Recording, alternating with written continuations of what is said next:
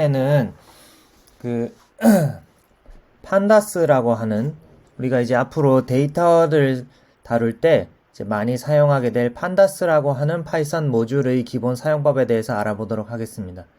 그래서 이 판다스를 사용하게 되면은 이제 앞으로 여러분들이 조금 더 복잡한 데이터를 다룰 때 여러 가지 편리한 점이 이제 많이 있고요. 그리고 이제 그 사이클런과 이제 아주 손쉽게 연동이 되기 때문에 여러분들이 앞으로 다양한 이제 데이터 학습, 데이터 트레이닝과 이제 데이터 분석에 이제 사용하실 수가 있습니다. 그래서 이번 시간에는 판다스의 기본 사용법에 대해서 알아보고요.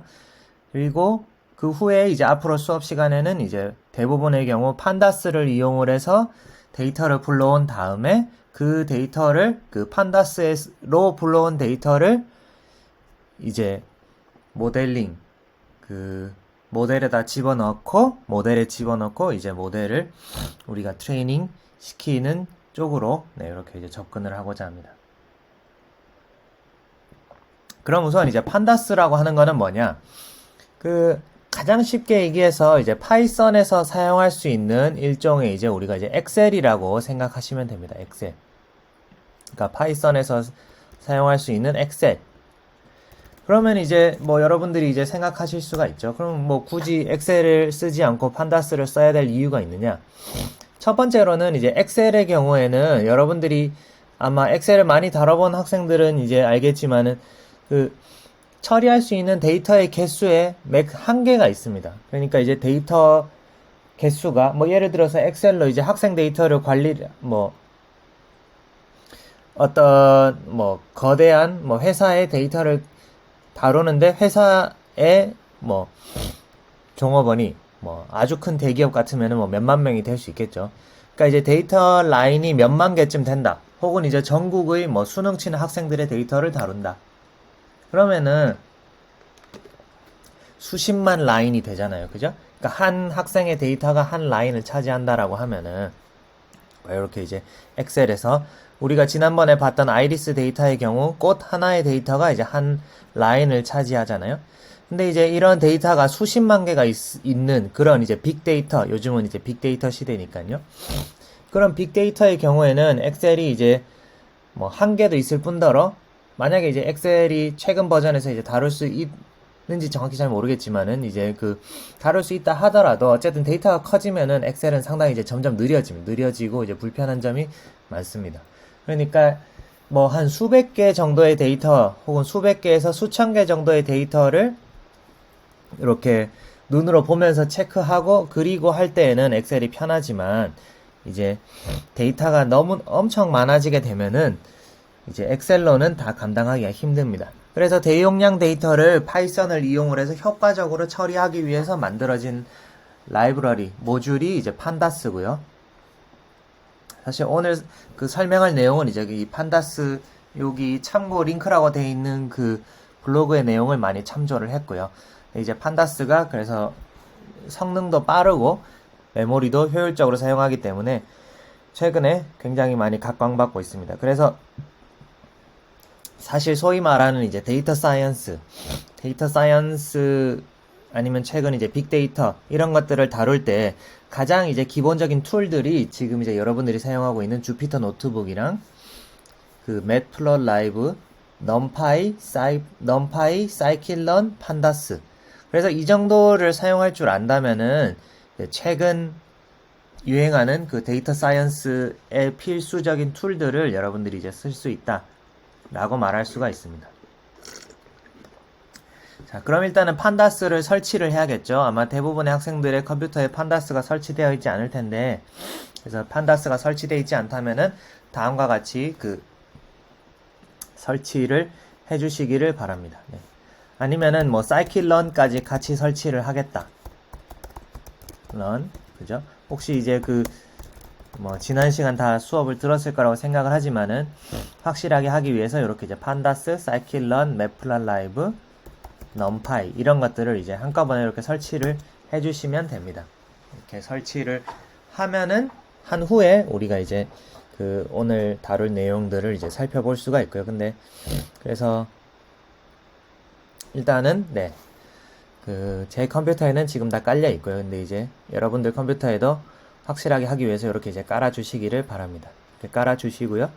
자, 그러면은 기본적으로 일단은 판다스를 불러와야 되는데, 우리가 이제 기본적으로 판다스는 많은 사람들이 그냥 판다스, 그러니까 이제 PANDAS인데 판다스인데 이거를 그냥 줄여서 PD로 보통 이제 읽어드립니다.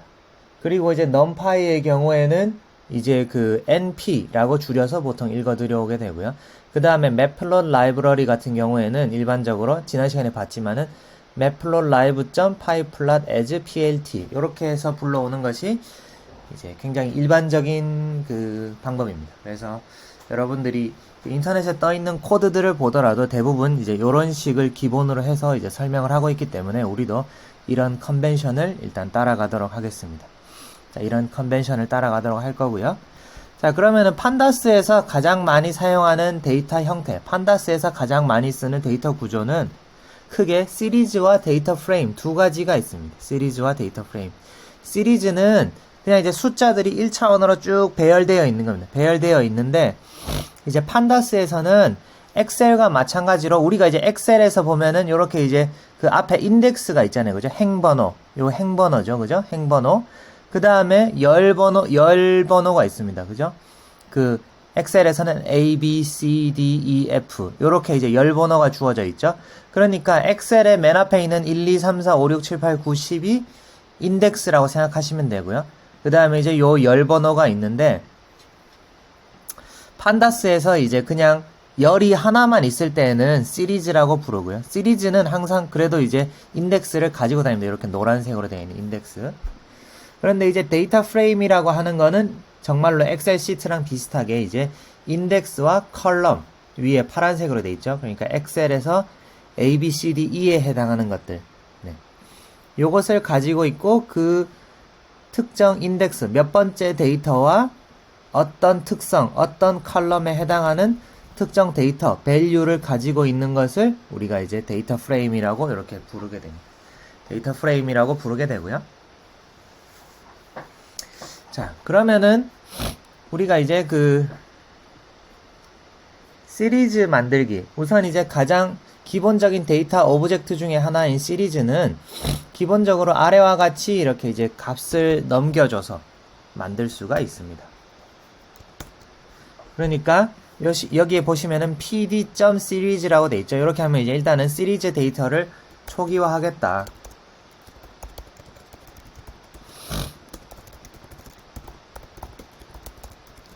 초기화한다는 뜻입니다. 그래서 이제 이 시리즈는 숫자 1, 3, 5, 6.5, 6, 8 요렇게 이제 저장을 하겠다는 거고요. 자, 요 내용은 여기 밑에 가는 게 좋으니까 여기다가 붙여놓고 이렇게 이제 마크다운으로 이렇게 해주겠습니다. 그래서 이제 지금 일단은 얘네들은 요렇게 이제 숫자를 가지고 있죠. 이렇게 숫자를 가지고 있는데 숫자 하나, 둘, 셋, 넷, 다섯, 6개로 이제 이루어져 있습니다. 자, 근데 우리가 따로 전달을 해주지 않는 한, 지금 우리가 이제 인덱스는 따로 안 정했는데, 그냥 이제 S를 프린트 해보면은, 프린트 S를 실행을 하면은, 요렇게, 이제 0, 1, 2, 3, 4, 5, 여기 앞에 있는 게 인덱스입니다. 인덱스고, 뒤에 이제 1, 3, 5, 6.5, 6, 8, 요렇게 이제 밸류들이 이렇게 인덱스와 함께 출력이 됩니다. 그리고 D타입이라고 하는 거는 데이터 타입인데 float 64, 그러니까 64비트에 저장되어 있는 float, 실수다라는 것을 의미합니다.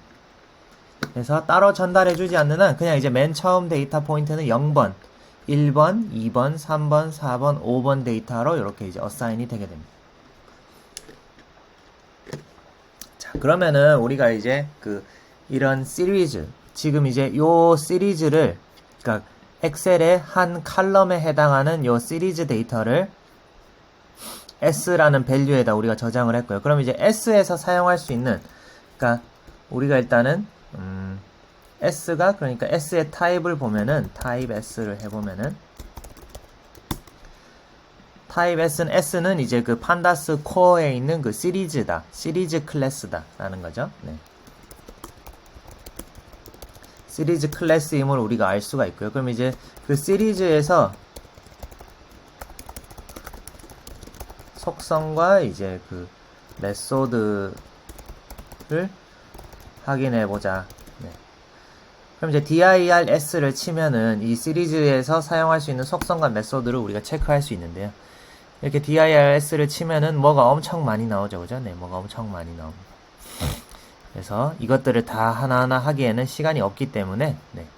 일단은, 네. 하여튼, 근데 이제 뭔가 많습니다. 네.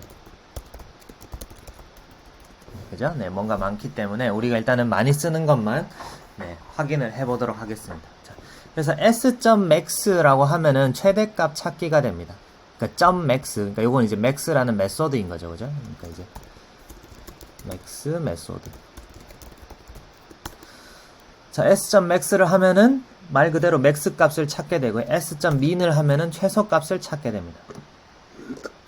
그 다음에 s.mean, 길게 발음하는 mean은 평균 값이죠, 그죠? 네. s.mean을 하면은 요 숫자들의 평균 값을 계산합니다. 그래서 이제 4.916, 6666 뭐 이렇게 되겠죠, 그죠? 네. 3분의 2로 떨어지나 봐요. 네, 마지막에.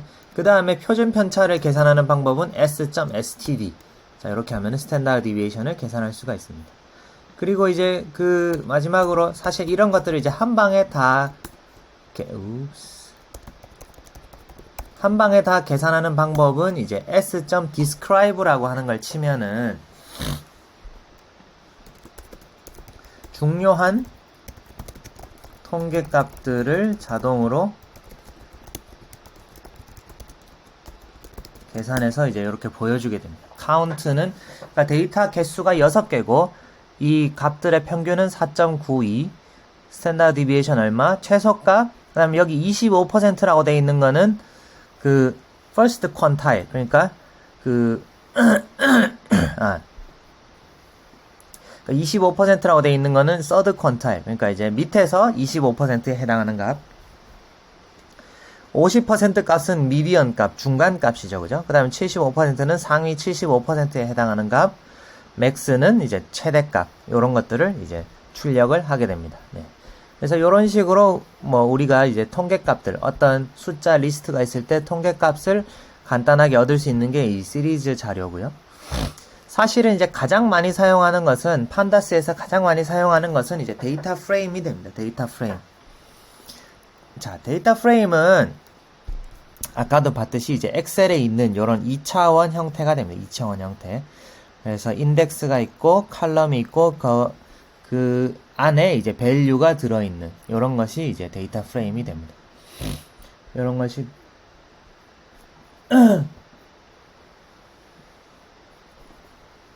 네, 그 데이터 프레임이 되고요. 자, 그래서 하여튼 엑셀을 생각하면은 이해하기가 쉬우실 겁니다. 자, 그러면은 일단 데이터 프레임을 생성하는 가장 기본적인 방법은 우리가 이제 딕셔너리로 정의를 할 수가 있습니다. 딕셔너리. 무슨 말이냐면은 자, pd.dataframe 여기 d랑 f가 대문자라는 걸 유의를 하시고요.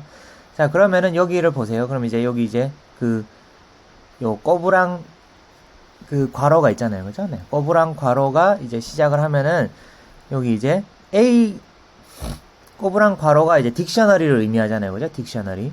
그래서 A라는 키에 1, 2, 3, 4라는 값이 이렇게 이제 들어가게 됩니다. 그 다음에 date라는 키에 pd.timestamp 여기서 지금 뭐 디테일하게 얘기는 안 하겠지만은 timestamp라고 하는 거는 이제 날짜를 다룰 때 판다스에서 날짜를 다룰 때 pd.timestamp로 우리가 이렇게 줄 수가 있습니다. 2013년 1월 2일, 2013년 1월 3일, 2013년 1월 4일 이런 식으로 이제 날짜를 줄 수가 있고요. 그 다음에 C라고 하는 뭔가 어떤 이제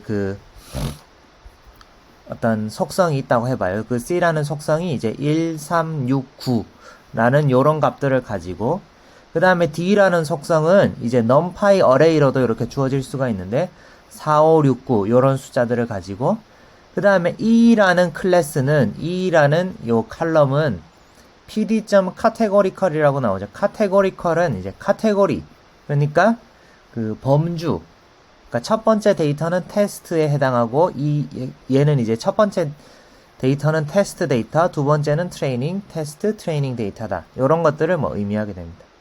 그리고 지금 모든 이 칼럼들이 4개의 데이터를 가지고 있는데, 지금 마지막 F라는 칼럼은 그냥 이제 fu라는 하나의 값만 이렇게 주어졌잖아요. 그죠? 그러면 이러면은 그냥 자동으로 fu를 채우게 됩니다. 자, 이렇게 해서 이제 딕셔너리를 생성을 하고요.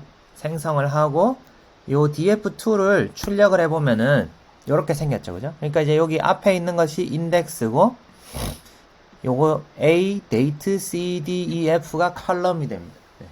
그래서 요렇게 엑셀가, 미니 엑셀 데이터가 요렇게 이제 생성됐다. 이렇게 생각을 하시면은 이해하시기가 쉽습니다. 네. 따라오고 계시죠? 네. 그래서 이제 요렇게 일단은 수동으로 뭐 조그만하게 일단은 만드는 법에 대해서 알아봤고, 요렇게 딕셔너리 일단은 만들 수가 있는데, 그 다음에 요 데이터 프레임에서 사용할 수 있는 여러 가지 속성과 메소드도 이제 dir로 이렇게 찍어보면은 무지하게 많습니다. 무지하게 많기 때문에 우리가 많이 쓰는 것들만 일단은 하나씩 따라가면서 해보도록 하겠습니다. 자, 우선 아까 봤듯이 이제 우리 여기 이제 df2라는 그 이름으로 여기 이제 저장을 했는데요. 그래서 요 df2는 이제 데이터 프레임입니다. 데이터 프레임. 네. 네. 그래서 요 df2라는 변수의 타입을 우리가 이제 확인해 보면은 pandas core frame.data frame이 되죠. 네.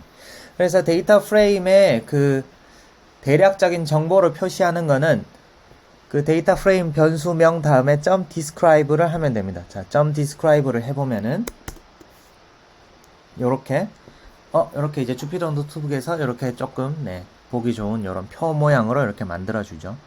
그러니까 지금 요거를 보면 아까 얘기했듯이 지금 일단 수치형 데이터들에 대한 정보만 일단 나오면 수치형 데이터들. 지금 여기서 보면 숫자로 되어 있는 데이터가 A 칼럼, C 칼럼, D 칼럼이잖아요. 그죠? 그래서 A 칼럼, C 칼럼, D 칼럼들만 이렇게 표시가 되는데요. 자, 그래서 A 카운트, 그러니까 데이터의 개수는 4개, 4개, 4개. 평균 값은 2.5, 4.75, 6.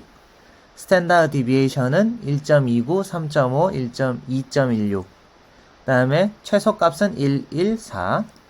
다음에 그 상위 75%. 그러니까 밑에서 25%에 해당하는 값들은 1.75, 2.5, 4.75. 중간값, 미디언이 이렇게 되고 상위 25%, 그 다음에 이제 최고 값이 이렇게 된다. 라는 것을 우리가 이제 요 df2.describe라는 메소드가 이렇게 출력을 해줍니다. 그러니까 어떻게 보면 엑셀로 만들어가지고 여러분들이 이제 일일이 뭐 이렇게 에버리지, 스탠다드 디비에이션 이렇게 계산하는 것보다 더 간단할 수가 있죠. 네, 더 간단할 수가 있고요. 그 다음에 df2.head라는 명령을 실행을 시키면은 요렇게 처음 5개의 데이터를 표시를 합니다. 처음 5개의 데이터. 자, 그래서 여기 보면은 여기가 인덱스고요. 인덱스랑 칼럼 이름은 이렇게 볼드로 이렇게 자동으로 출력이 되게 됩니다. 그래서 0, 1, 2, 3 데이터가 지금 4개밖에 없기 때문에 이 헤드를 하면 처음 5개를 표시하는데 그냥 이제 4개밖에 없으니까 다 출력이 되죠. 그러니까 요렇게 표로 이렇게 출력이 됩니다. 자, 그 다음에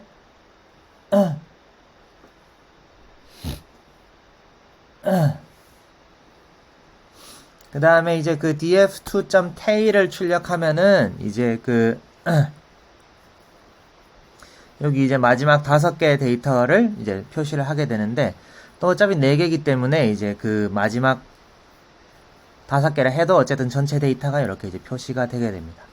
자, 그러면은 우리가 이제 실질적으로 근데 이렇게 이제 손으로 데이터 프레임을 이니셜라이즈 하는 것, 초기화하는 것은 굉장히 이제 비효율적인 일이기 때문에 대부분의 경우에는 CSV 파일을 읽어들여서 이제 데이터를 CSV 파일 형태로 일단은 이렇게 가공을 한 다음에 CSV 파일을 읽어들여서 우리가 작업을 많이 하게 됩니다. 실전에서는. 자, CSV 파일은 뭐냐? CSV 파일이라고 하는 것은 Comma Separated Value의 줄임말입니다. CSV는. 그래서 사실은 엑셀에서 이제 여러분들이 다른 이름으로 저장 메뉴에서 엑셀 파일을 CSV로 저장하실 수가 있습니다. 여기서 이제 파일 가서 다른 이름으로 저장을 누르시면 요거 이제 지난 시간에 했던 그 아이리스 데이터인데요. 자, 여기에서 다른 이름으로 저장을 누르면은 여기 보면은 CSV 그죠? 네, 이렇게 이제 저장할 수가 있습니다. 엑셀 통합 문서가 아니라 CSV로 저장을 하면은 이렇게 저장이 되고요. 그러면 CSV로 저장된 문서가 어떻게 생겼냐? 지금 제가 그 렉처 노트 디렉토리에 올려놨는데 이렇게 돼 있습니다. 그러니까 이제 각 그 칼럼별로 이렇게 있고요. 위에 이제 species number, fetal width, fetal length, 그 다음에 이제 각각의 그 칼럼 네임은 콤마로 이렇게 나눠져 있습니다. 그 다음에 이 데이터들도 이렇게 이제 콤마로 나눠져 있는 거예요. 1, 0.2, 1.4, 3.5, 이렇게. 그죠? 1, 2, 0.2, 1.4, 3.5, 5.1, 세토4. 이렇게 이제 다 값들이 콤마로 나누어져 있습니다. 콤마로. 네. 그래서 콤마 separated value라고 하고요. 자, 그래서 우리가 지금 이제 요 디렉토리 안에 지금 이제 여러분들 그 렉처 노트 디렉토리 안에 이제 iris.csv라고 제가 일단은 파일을 생성을 해 놓았습니다. 그러니까 여러분들이 만약에 여러분들 자신의 데이터를 가지고 뭔가 이렇게 해보고 싶다. 그러면은 여러분들 엑셀 파일에 있는 데이터를 뭐 땡땡.csv로 저장한 다음에 로드 하시면 됩니다. 자, 그러면은 판다스로 요 CSV 파일을 읽어드리는 방법은 pd.readcsv라는 메소드 함수를 사용하면 됩니다. 자, pd.readcsv 괄호 iris.csv 이렇게 파일명을 주면은 얘를 이제 iris_df로 저장이 되고요. 그러면은 iris_df라고 하는 요 이제 데이터 프레임이 생깁니다. 그럼 얘를 이제 출력을 시켜보면은 요렇게 생겼죠. 요렇게. 여기 앞에가 인덱스 0번부터 149번까지. 즉, 150개의 row, 행과 6개의 열로 이루어져 있다. 하나, 둘, 셋, 넷, 다섯, 여섯. 요런 정보를 이렇게 출력을 해줍니다. 그러니까 중간은 너무 기니까 일단 생략을 하고요. 그래서 그러니까 아이리스 데이터가 꽃 150송이에 대한 건데 여기 이제 스피시스 넘버는 세토사는 1, 뭐 두 번째 다른 품종은 2, 다른 품종 3 요렇게 이제 출력이 돼 있고 petal width, petal length, 그다음에 sepal width, sepal length, 그다음에 species name, 그러니까 그 꽃의 품종 이름 요렇게 쭉 이렇게 쓰여져 있습니다. 자, 그러면은 이제 아까 했듯이 iris.df의 describe, 그러니까 이제 대략적인 이제 그 각 칼럼의 이제 통계치들을 출력하도록 하는 겁니다. describe를 시키면은 요렇게 시퀀스 넘버의 경우 뭐 평균값이 얼마 뭐 이제 그죠? 그러니까 페탈 랭스, 그러니까 꽃잎의 너비, 꽃잎의 길이, 그러니까 평균값, 스탠다드 디비에이션, 최소값, 최대값 뭐 이런 것들을 이제 다 우리가 한눈에 알아볼 수가 있겠죠. 그죠? 네. 그래서 요런 이제 굉장히 편리한 장점이 있고요. 네. 그 다음에 이제는 이제 iris.df.head를 치면은 요렇게 맨 앞에 5개 0번부터 5번까지 그러니까 0번부터 4번까지의 데이터만 이렇게 간략하게 보여줍니다. 그 다음에 이제 맨 끝에 데이터를 보는 방법은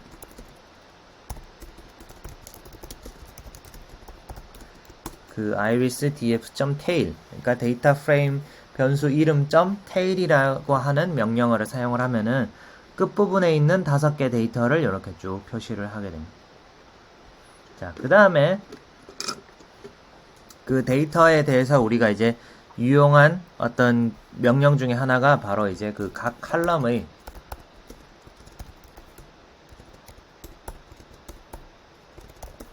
히스토그램을 그리는 각 칼럼의 히스토그램을 그리는 그 메소드가 내장되어 있습니다. 그리고 이 메소드는 사실 매플라이브를 사용을 하는 거고요. 그래서 iris_df.hist 이렇게 치면은 이렇게 아래와 같은 그림을 이제 줍니다. 근데 지금 그림이 좀 작아서 잘 안 보이죠, 그죠? 그림이 좀 작아서 잘 안 보이고 그 다음에 이제 그 만약에 이제 그 여러분들이 지금 그림이 잘 안 나온다. 그리고 이제 그 깔끔한 그래프 출력을 위해서 우리가 이제 엑시스랑 x틱, y틱의 이제 레이블 사이즈를 조금 바꿔주는 바꿔주는 명령을 여기다 집어넣었는데요. 네. 지금 이제 요거는 뭐냐면은 자, 엑시스와 x틱, y틱이라고 하는 거는 자, 우리가 매플라 라이브에서 보면은 제가 그래서 여기 좀 헷갈리니까 여기다 집어넣었어요. 그러니까 이제 요 그림이 그려지는 밑바탕, 하얀 밑바탕을 우리가 일단은 피겨라고 하고요. 그 다음에 요 그래프 자체를 매플라 라이브에서는 엑시스라고 부릅니다. 엑시스라고 부르고요. 그 다음에 엑시스 레이블은 여기 이제 x축 이름, y축 레이블은 y축 이름에 해당하고요. 그 다음에 틱 레이블, 틱이라고 하는 거는 여기 눈금의 레이블, 눈금 표시, 눈금에 있는 숫자나 글자를 의미하게 됩니다. 그래서 그 걔네들의 이제 폰트 사이즈를 우리가 이렇게 조절을 해줄 수가 있고요. 그래서 헷갈리면은 이제 각각의 요 데피니션이 이렇게 생겼다는 거를 잠깐 기억을 해주시면 좋을 것 같고, 자, 근데 이제 이렇게 해도 일단은 조금 글자 크기가 조금 바뀌었는데 여전히 그래프가 작잖아요. 그죠? 네, 그래프가 작습니다. 그럼 그래프 크기를 바꾸는 방법은 요 히스트 명령 안에, 히스트 메소드 안에 옵션을 주면 됩니다. fig size 옵션. 네. 그래서 bins equal 20는 전체 히스토그램을 20개 간격으로 나눠라. 그러니까 얘는 이제 그 20개 간격으로 나누면서 그 그림 사이즈는 12인치 곱하기 12인치로 이렇게 그려라 라는 의미가 됩니다. 그래서 요 피겨 사이즈를 그 12,12로 조절을 했더니 이제 히스토그램이 조금 더 보기 좋게 이렇게 바뀌었죠. 그죠? 네. 그러면은 얘가 자동으로 각 칼럼에 해당하는 데이터들의 히스토그램을 이렇게 쫙 그려줍니다. 그러니까 그 꽃잎의 길이가 이제 이렇게 되거나 아니면 뭐 요렇게 분포하고 있다. 그 다음에 꽃잎의 너비는 요렇게 분포하고 있다. 그 다음에 꽃받침의 길이는 요렇게 분포하고 있고 대략적으로 그러니까 요 뭐 5cm 정도에 해당하는 게 한 15개, 16개 있다. 뭐 16송이가 있다. 이런 것들을 우리가 대략적으로 한눈에 알 수가 있습니다. 그 다음에 이 꽃받침의 너비는 뭐 요렇게 생겼다. 이런 것들을 우리가 이제 알 수가 있고요.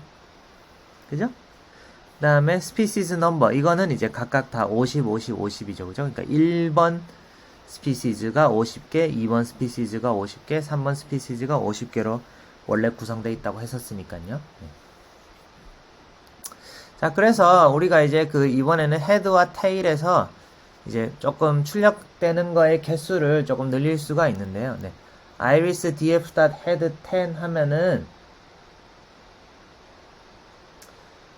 그래서 이제 이렇게 하면은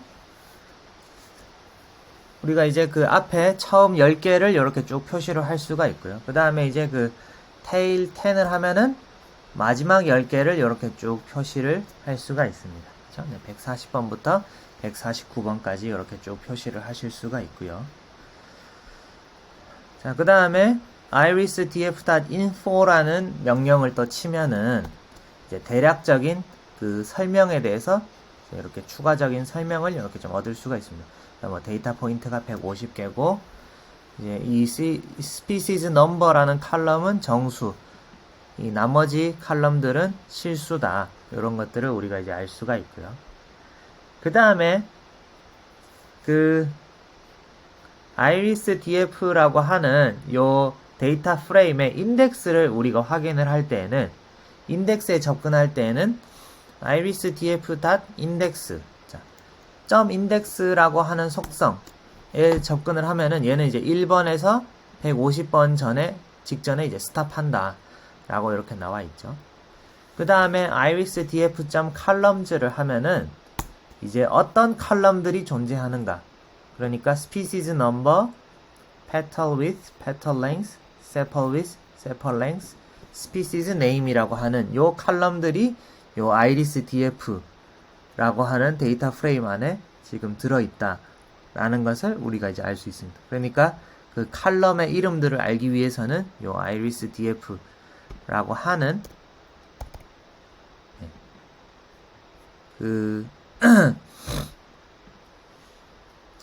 네, 변수에 접근을 하시면은 요 attribute, 요 속성을 프린트하면은 보실 수가 있고요. 그 다음에 그러니까 우리가 이제 지금 점 인덱스를 통해서 출력하는 거는 아까 봤던 그림에서 요 노란색에 해당하는 거고요. 그 다음에 점 칼럼에 해당하는 거는 요 파란색에 해당하는 정보들을 이제 출력을 하게 됩니다. 그 다음에 요 안에 있는 회색에 대한 회색 내용을 우리가 이제 보기 위해서는 .value라고 이렇게 이제 우리가 출력을 할 수가 있습니다. irisdf.values 하면은 여기 안에 들어있는 실제 데이터들만 이렇게 이제 출력을 하게 됩니다. 출력을 하게 되고요. 그죠? 네. 그래서 요 데이터를 이렇게 받고, 자, 그 다음에 그런데 지금 우리가 이제 지금 요 데이터에서 사실 현재 데이터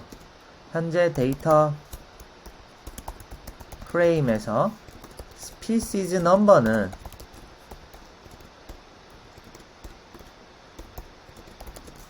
별로 필요가 없습니다. 그죠? 왜냐하면은 요 species name과 중복이기 때문에. 그죠? 그러니까 버지니카인 애들은 여기 정수로 3번이 어사인 돼 있고 세터사인 애들은 1번, 그 다음에 버지칼라인 애들은 2번이 어사인 돼 있기 때문에 사실상 이 species name과 이제 중복되는 정보를 담고 있습니다.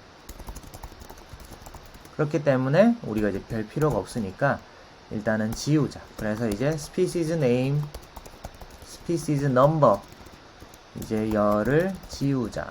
네, 지우는 방법에 대해서 여기서 이제 얘기를 하겠습니다. 그래서 이렇게 해서 그럼 지울 때는 바로 여기 있는 예시처럼 irisdf.drop drop이라고 하는 명령을 이용을 해서 한 컬럼을 우리가 이제 통째로 지울 수가 있습니다. 네, 통째로 지울 수가 있고요.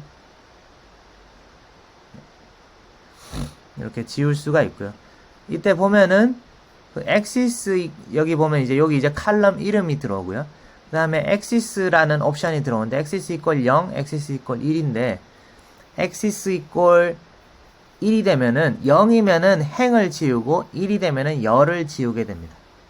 그 다음에 inplace equal true라고 하는 옵션은 이 주어진 irisdf라고 하는 데이터 프레임 자체를 그냥 수정을 하게 됩니다. 요게 이제 false면은 이제 뭐 new df 뭐 요렇게 이제 새로운 데이터 프레임으로 이제 받아줘야 되는데요. 네. 일단 in place라고 하면은 그냥 요 데이터 프레임 자체를 우리가 이제 바꾸게 됩니다. 그래서 irisdf.drop 하면은 얘를 실행을 시키면은 자 요렇게 실행을 시키고 나서 우리가 이제 여기에다가 irisdf를 출력을 시켜보면은 이제는 species number 아까 위에서 봤던 species number 컬럼이 이제 없어졌죠. 그죠? drop 됐죠. 그죠? drop 되고 이렇게 150줄에 5개의 열 요렇게 이제 새로 이렇게 변형이 됐습니다. 그죠? 네, 이렇게 변형이 된 거를 우리가 확인할 수가 있고요. 확인할 수가 있습니다. 그 다음에 describe 쳐보면은 마찬가지로 하나, 둘, 셋, 넷. 그러니까 이제 그 feature, 속성이 4개가 있다는 것을 알 수가 있죠. 그죠? 네, 속성. 요 4가지, 하나, 둘, 셋, 넷, 요 4가지의 그 주요 통계값들에 대한 정보를 이렇게 이제 출력을 하게 됩니다. 자, 그 다음에 이제 중요한 개념이 나오는데요. 범주형 자료라는 개념이 나오게 됩니다. 범주형 자료는 이제 categorical data라고 하는데요. categorical data. 네. 범주형 자료는 이렇게 숫자로 표현되는 뭐 작고 크고를 비교할 수 있는 게 아니라 여기 있는 것처럼 그 품종 이름 같은 것들. 그러니까 철수, 영희 뭐 이런 이제 이름은 우리가 크고 대소를 비교할 수가 없는 거잖아요. 그죠? 네. 요렇게 세토사, 버지니카 요런 이제 species name들은 우리가 대소 비교를 할 수 없는 것들이기 때문에 이런 것들을 우리가 categorical data라고 부르고요. 자, 그러면은 이제 각 칼럼에 일단 스피시즈 네임에 뭐가 있는지를 보기 위해서는 자, 우리가 이렇게 이제 아이리스 df에 그 칼럼 이름으로 이렇게 각괄호 치고 아이리스 df 이렇게 각괄호 치고 스피시즈 네임이라고 요 칼럼 이름을 써주면은 우리가 그 칼럼에 대해서만 접근할 수가 있습니다. 그러니까 요 칼럼에 대해서만 우리가 접근할 수가 있고요. 네. 그럼 아이리스 df 스피시즈 네임에 각각의 그 카테고리가 몇 개씩 있느냐. 그러니까 우리가 이제 뭐 학번을 따진다거나 그럼 이제 출석부에서 그죠? 15학번이 몇 명, 16학번이 몇 명, 17학번이 몇 명 이런 걸 이제 따지고 싶으면은 우리가 이제 하나씩 숫자를 세야 되잖아요. 그죠? 그러니까 그 각 카테고리에 해당하는 데이터 개수가 몇 개인지를 알기 위해서는 그 iris df species name 요 species name을 하면은 요 150개 데이터를 의미하게 됩니다. 그 150개 데이터의 시리즈의 .value count value count를 하면은 각각이 몇 개씩 들어있는지를 카운트하는 그런 명령이 되겠습니다. 그래서 이렇게 이제 value count를 하면은 버지 칼라 50개, 세토사 50개, 버지니카 50개가 있다 라는 결과를 우리가 이제 얻을 수가 있습니다. 그죠? 네. 자, 그 다음에 이제 또 다룰 내용은 이렇게 이제 그 데이터 프레임이 있을 때 데이터 프레임에서 데이터를 선택하는 방법입니다. 데이터를 선택하는 방법. 자, 그래서 아까 방금 본 거랑 비슷하게 이제 그 열을 가지고 열을 기준으로 그러니까 지금 보면 5개의 열이 있잖아요. petal width, petal length, sepal width, sepal length. 그러니까 각 하나의 특정 열만 뽑아내는 방법은 크게 두 가지가 있습니다.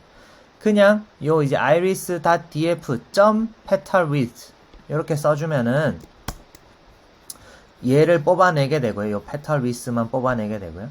혹은 이렇게 각괄호 하고 이렇게 이제 따옴표 해서 칼럼 이름을 이렇게 써주면은 이렇게 해도 마찬가지로 이제 특정 그 열을 우리가 이제 뽑아내게 됩니다. 혹은 이제 여기서처럼 이제 iris 다른 열을 뽑아 봅시다. iris df petal length 이렇게 하면은 그 꽃잎 길이에 해당하는 열만 이렇게 우리가 이제 출력을 하게 됩니다. 그래서 요 이제 각각의 그 칼럼의 타입을 보면은 칼럼 타입은 아까 봤듯이 시리즈 그러니까 하나의 1차원 데이터 그러니까 지금 데이터 프레임은 2차원 데이터지만은 시리즈는 1차원 데이터이다 라는 것을 우리가 이제 알 수가 있습니다. 그래서 이렇게 컬럼명을 이용을 해서 컬럼 이름을 이용을 해서 데이터를 선택할 때에는 데이터 프레임 이름 점 칼럼 여기 이제 A 혹은 이제 이렇게 이제 각괄호 치고 A 이렇게 해서 우리가 선택을 할 수가 있고요. 그래서 우리가 아까 했던 시리즈에서 했던 것처럼 이렇게 이제 그 평균값을 구한다거나 iris df petal width mean을 하면은 그 petal width의 칼럼에 해당하는 값들의 우리가 이제 평균값을 구할 수가 있고요. 혹은 대표적인 통계량들을 우리가 한꺼번에 구하려면은 이렇게 petal width.describe 이렇게 describe를 하거나 혹은 iris df sepal length 하면은 그 꽃받침 길이 열만 우리가 선택을 한 거고요. 그 다음에 얘를 이제 describe 해라. 그러면은 describe petal sepal length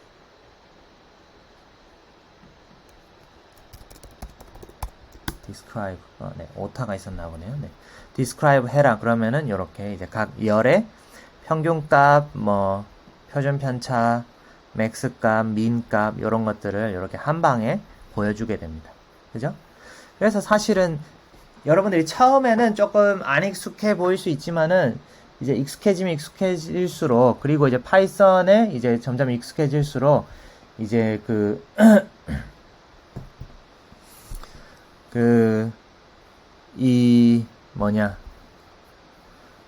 판다스를 사용하는 게 훨씬 더 이제 편할 거다. 네, 훨씬 더 이제 어떻게 보면 이제 간결하게 이제 명령을 이용을 함으로써 이제 데이터에서부터 정보를 뽑아낼 수가 있다라는 것을 아실 수가 있고요. 자, 그 다음에 이제 그 행으로 선택하기. 지금 이제 그 열을 기준으로 우리 이제 각 열을 뽑아내는 것들을 우리가 이제 봤잖아요. 그죠? 2열, 2열, 2열. 그 다음에 행, row로 선택을 하는 것을 이제 살펴보면은, 자, 이제 내가 몇 번째 열, 혹은 이제 뭐 몇 번째 열부터 몇 번째 행부터 몇 번째 행까지 선택하겠다라고 할 때에는 요 바로 이제 그 iRock이라고 하는 이때는 iRock 메소드를 이제 사용을 하게 됩니다. iLocation, 그죠? 네. iRock이라는 메소드를 사용하게 되는데요. 자, 여기 보시면 df, iris df.iRock 10에서 15까지. 그러니까 그 파이썬 슬라이싱에서 15라고 하면은 끝에 있는 숫자 바로 직전까지를 자르게 됩니다. 그죠? 그러니까 그러면 10, 11, 12, 13, 14 5개를 자르게 되는 거죠. 그래서 이제 개수를 카운트할 때는 이런 식의 슬라이싱이 편하죠. 그죠? 15 빼기 10 하면 5니까 5개를 우리가 이제 선택한다. 10번부터 5개를 선택한다. 라는 게 이제 이런 식의 슬라이싱을 했을 때 얻을 수 있는 거고요. 그래서 이렇게 치면은 10번부터 15번까지, 14번까지 데이터를 우리가 이렇게 쭉 얻을 수가 있습니다. 네. 얻을 수가 있고요. 그 다음에 혹은 이제 iLog 메소드 아니면은 log이라는 이제 메소드를 사용할 수 있습니다. 자, irisdf.log에서는 이제 요렇게 안에 이제 그 숫자 리스트를 주면은 16번, 20번, 100번, 106번 인덱스. 자, log은 인덱스 번호로 여기는 이제 인덱스 내용으로 선택하게 되는 거고요. 요거는 이제 그냥 이제 순차적으로 이제 위치를 이용을 해서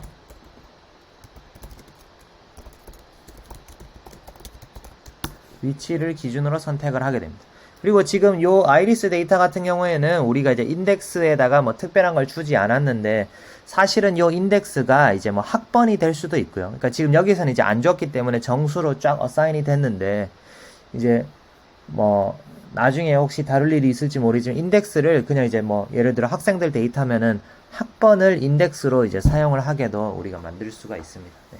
그럴 경우에는 이제 그 학번을 여기 집어넣으면은 이제 특정 학번을 가진 학생들의 데이터만 이제 뽑아내겠다.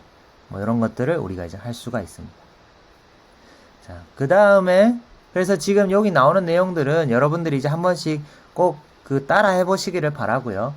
그 다음에 나중에 이제 자기 자신의 이제 그 응용 문제를 풀 때에는 그 여기 있는 내용들을 참고를 해서 이제 자기 데이터에 맞게 조금씩 변형해서 네, 사용하시면 됩니다. 네.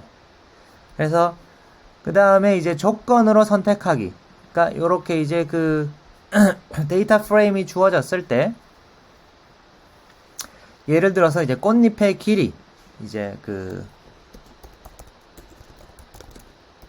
petal length가 이제 5보다 큰 5 이상인 5보다 크거나 같은 데이터만 이제 선택을 하겠다라고 하면은 요 iris df 데이터 프레임 안에 요 각 괄호를 치고 iris df.petal length 이렇게 하면은 뭐가 된다 그랬죠? 이렇게 하면은 칼럼이 한 열이 선택이 되는데 그 열 전체에다가 내가 조건문을 줄 수가 있습니다. 열 전체에다 조건문을 주면은 조건을 만족하는 애들만 얘가 이제 리턴을 하게 됩니다. 조건을 만족하는 것들의 인덱스만 리턴하게 되고요. 그래서 이렇게 선택을 하면은 바로 요 petal length가 5보다 크거나 같은 것들만 150개 데이터들 중에서 77번, 그러니까 0번부터 149번까지 중에서 77번, 83번, 100번, 101번 이런 것들이 쭉 요 조건을 만족하는 것들만 이렇게 선택이 되고요. 혹은 이제 뭐 꽃받침의 길이가 6cm 이상인 것만 이제 뽑아라. 그러면은 이렇게 iris df.sepal length가 6보다 큰 것 이렇게 이제 하면은 네, 요 sepal length 꽃받침 길이가 더 긴 것들만 이렇게 이제 뽑아지고요. 그죠? 네. 이렇게 특정 조건을 줘서 내가 이제 원하는 데이터를 뽑아낼 수도 있습니다. 이렇게 뽑아낼 수도 있고요. 자, 자, 그 다음에 속성 사이의 관계를 한번 그려보도록 하겠습니다. 속성 사이의 관계를 그리는 명령은 여기 이제 판다스 안에도 그리는 명령이 이제 몇 가지가 들어가 있습니다. 그래서 우리가 이제 판다스 닷 플로팅에서 일단은 스캐터 매트릭스라는 방법을 일단은 로드를 해서 사용 테스트를 한번 해보겠습니다. 그래서 여기서 보시면 여기 이제 스캐터 매트릭스라는 거를 이제 우리가 불러왔고요. 자, 그러면은 스캐터 매트릭스는 뭐냐? 스캐터 매트릭스는 사실 그려보면은 여러분들이 딱 뭔지 금방 감을 얻으실 수가 있습니다. 그래서 스캐터 매트릭스를 그 아이리스 DF라고 하는 요 데이터 프레임의 스캐터 매트릭스를 내가 이제 그리겠다. 피겨 사이즈는 12,12인치다. 네. 12 곱하기 12인치다. 그래서 요거를 이렇게 쫙 그리면은, 자, 요렇게 4x4의 플랫들의 요 매트릭스가 나오게 됩니다. 자, 여기 보면은 X축 petal width, petal length, sepal width, sepal length. 자, Y축도 위에서부터 petal width, petal length, sepal width, sepal length. 네 가지의 피처들이 각각 4, 4 해서 이제 16개, 4 곱하기 4, 16개의 그림이 이렇게 그려지게 되고요. 그러니까 petal width와 petal width, 자기 자신이 만나는 부분에는 히스토그램이 그려지게 되고요. 그 외 부분, 이 꽃받침의, 꽃잎 너비와 꽃잎 길이, 요 두 번째는 꽃잎 길이가 되잖아요. 그죠? X축은 여기선 꽃잎 길이, Y축은 꽃잎 너비가 됩니다. 그럼 두 개의 변수 사이에 어느 정도의 상관관계가 있는지를 우리가 알 수가 있겠죠. 그죠? 그 다음 여기는 X축이 sepal width, 그러니까 꽃받침 너비, 꽃받침 너비와 꽃잎 너비 간의 관계, 그 다음에 꽃받침 길이와 꽃잎 너비 간의 관계, 이런 식으로. 그러니까 우리가 그 칼럼이 여러 개 있을 때 각 칼럼들 안에 있는 데이터들 간의 상관관계를 한눈에 볼 수 있는 이런 그림을 우리가 이렇게 이제 그릴 수가 있다라는 것입니다. 그죠? 네, 이렇게 하면은 보기가 쫙 편하죠. 그러면은 이거 딱 보면은 꽃잎의 너비와 꽃잎의 길이는 비례하는 관계가 이제 상당히 있구나. 네. 그런데 이제 뭐 꽃받침의 너비와 꽃잎의 너비는 상관관계가 있는 것 같긴 한데 또 여기 밑에를 보면은 그게 좀 약한 것 같기도 하고 뭐 약간 아리까리하네 뭐 약간 요런 것들을 우리가 이제 한눈에 금방 알 수가 있다는 거죠. 금방 알 수가 있고요. 그래서 여기까지 해서 우리가 이제 그 판다스로 이제 데이터를 일단은 로드한 다음에 이제 뭐 데이터로부터 이제 가장 기본적으로 이제 정보를 얻는 방법에 대해서 알아봤고요. 네. 근데 사실 판다스 안에는 이것 말고도 굉장히 다양한 굉장히 많은 고급 기능들이 들어있기 때문에 그것들을 이제 뭐 하루아침에 다 할 수는 없지만은 여러분들이 이쪽에 뭐 조금 재미를 느낀다면은 한번 이제 그냥 구글에서 여러분들 스스로 이제 판다스 이렇게 검색을 해서 찾으시면은 사실 되게 많은 이런 이제 뭐 블로그들 설명 사이트들을 이제 찾으실 수가 있습니다. 찾으실 수가 있고요. 자, 그 다음에는 이제 우리가 지난 시간에 얘기했듯이 데이터셋을 이제 앞으로 여러분들이 이제 실제로 어떤 통계 모델을 학습시키고 테스트를 하려면은 일단은 전체 데이터를 지난 시간에 얘기했듯이 테스트셋과 트레이닝셋으로 분리하는 것을 해야 됩니다. 그래서 테스트셋과 트레이닝셋으로 분리하는 것은 워낙 자주 하는 일이기 때문에 일단 scikit-learn 안에 이렇게 implementation이 되어 있습니다. 구현이 되어 있고요. 그래서 scikit-learn 패키지 모듈을 일단 불러옵니다. import scikit-learn, sklearn. import sklearn.modelSelection 하면은 이렇게 이제 modelSelection이라는 서브 모듈을 이렇게 불러오게 되고요. 요 scikit-learn.modelSelection 밑에 train test split, train underscore test underscore split 이라고 하는 요 메소드가 요 함수가 그 안에 이제 implementation 되어 있습니다. 그래서 요 sklearn.modelSelection.trainTestSplit을 이제 우리가 불러와서 쓰면 되고요. 자, 여기에서 이제 iris df 데이터 프레임을 집어넣어 주고 테스트 사이즈 이퀄 0.2라고 하는 것은 이제 20%, 이 중에서 20%를 내가 테스트 셋으로 쓰겠다. 네. 그래서 보통은 뭐 이제 어떤 사람들은 이제 25%를 쓰기도 하고 뭐 10%를 쓰기도 하는데 25%가 디폴트고요. 그러니까 이거를 안 줘도 뭐 나누는 데는 알아서 나누게 됩니다. 알아서 나누는데 일단은 이렇게 주면은 20%만 테스트 셋으로 쓰겠다라는 뜻입니다. 그 다음에 랜덤 스테이트 이퀄 여기 이제 1, 2, 3, 4가 있는데 여기 있는 정수는 아무거나 와도 되는데 이 랜덤 스테이트 숫자를 바꾸면은 랜덤 시드, 랜덤 넘버가 달라지기 때문에 그 갈라지는 형태가 달라지게 됩니다. 그러니까 우리가 트레이닝 셋, 테스트 셋을 갈릴 때 그냥 무조건 앞에 있는 거는 트레이닝 셋, 뒤에 있는 거는 테스트 셋으로 하자. 뭐 이렇게 하면은 문제가 생길 수가 있죠. 왜냐하면은 지금 우리 데이터에서 앞에는 전부 다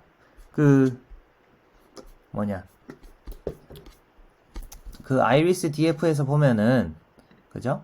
지금 여기에서 이걸 일단 실행을 시켜볼게요. 그러면은 앞에는 전부 다 이제 세토사 품종의 정보만 들어가 있고 뒤에는 전부 다 버지니카 품종의 데이터가 몰려있기 때문에 그냥 순서대로 잘라서 하면은 문제가 생길 가능성이 높죠. 그렇기 때문에 얘는 자동으로 이제 셔플을 하게 됩니다. 막 이제 무작위로 섞어서 이제 출력을 하게 되는데요. 네. 이때 이제 그 무작위로 섞는 방식을 고정시키고 싶으면은 내가 이제 내 결과를 리프로듀서블, 그러니까 재현 가능하게 하려면은 요 랜덤 스테이트에 이제 어떤 특정 아무 정수나 주고 얘를 똑같은 정수를 주고 또 똑같이 실행시키면은 이제 똑같이 트레이닝 셋, 테스트 셋이 다음번에도 이제 나눠지게 됩니다.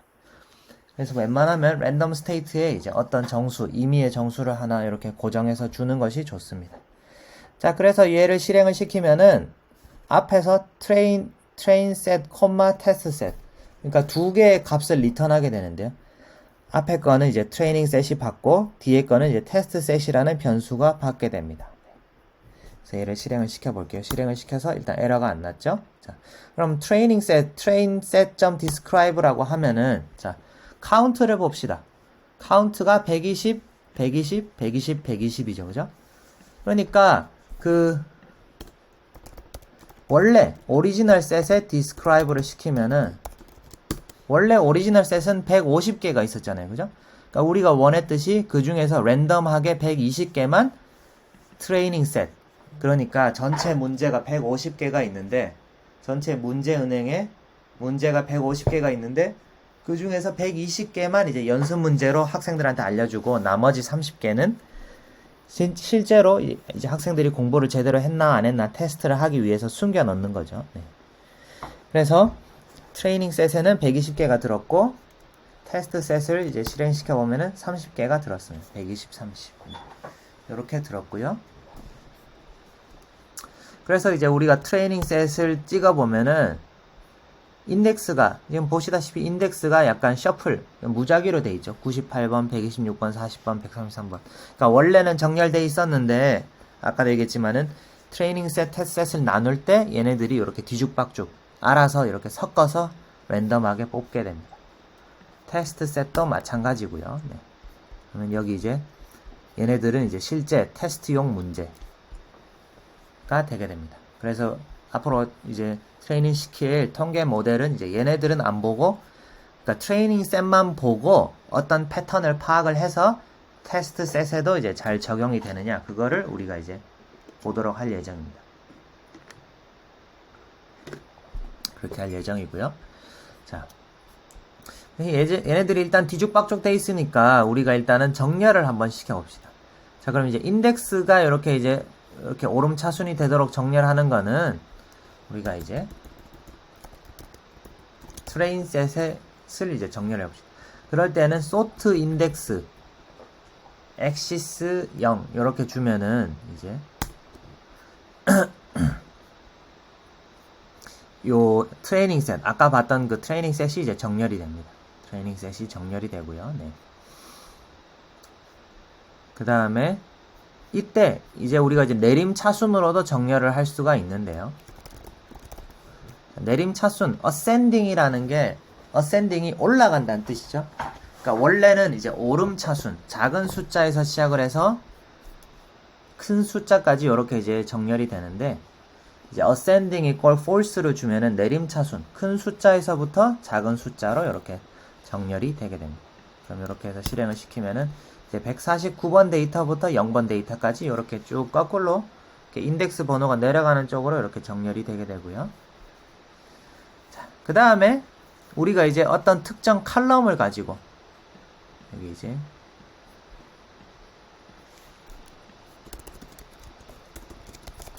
특정 열을 기준으로 정렬하자. 특정 열을 기준으로 이제 정렬하는 방법은 sort values 라는 요 이제 이때는 그러니까 sort values라는 메소드를 사용하게 됩니다.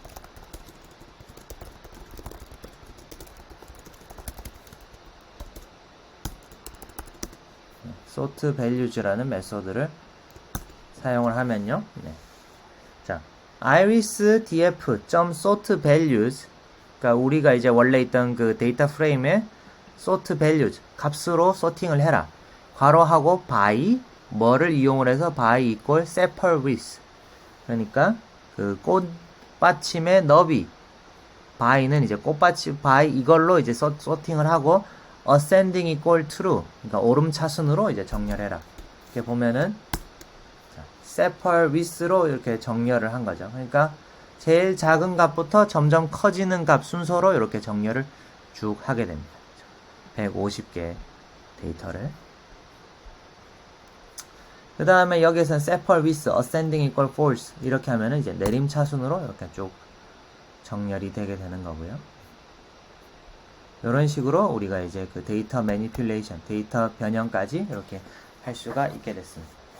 그래서 우리가 이번 시간에는 판다스의 기본 내용이랑